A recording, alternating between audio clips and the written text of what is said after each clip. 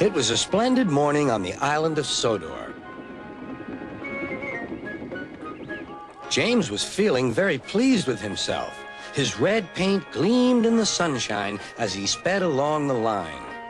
He reached the junction just as Percy puffed in with some freight cars. James was surprised to see him.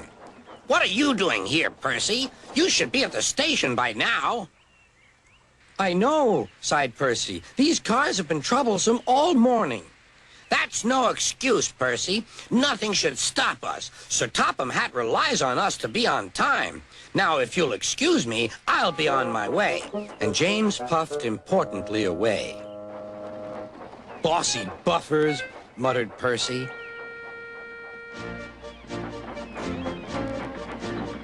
James arrived at the harbor. It was market day. The harbor yard was filled with the sweet smell of fruit from faraway lands. The fruit was delivered in big ships. James watched as strawberries, oranges, melons, and bananas were carefully loaded onto his cars. Then he set off for the station on the main line.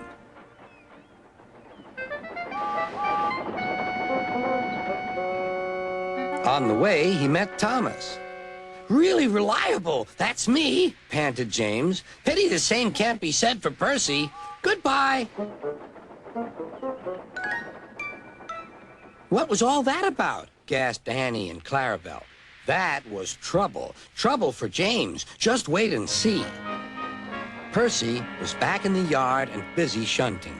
He had the cars in good order and was making up for lost time. But the station master had bad news.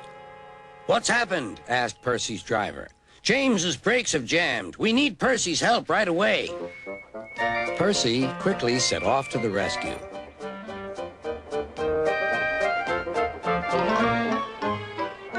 James was stuck on the line and looking glum. Percy couldn't help laughing. Got yourself in a bit of a jam, eh, James? A sticky situation? Be quiet. It's not funny having jammed brakes. And not very reliable either. I'm surprised you let it happen, James. Nothing should stop us engines. That's enough, Percy, said the driver. Can you push these cars? Of course I can. There's no time to lose. James has done too much of that already. James angrily hissed steam as Percy was coupled to the cars. Off we go, said Percy. I'll have to go fast to get there in time. Those big engines are so unreliable. Be careful, Percy, called his driver, but Percy was in a hurry.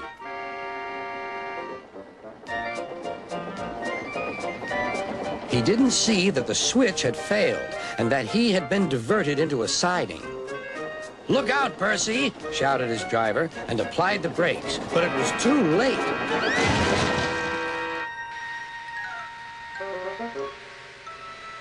The driver and fireman had jumped clear, but squashed fruit squirted all over Percy.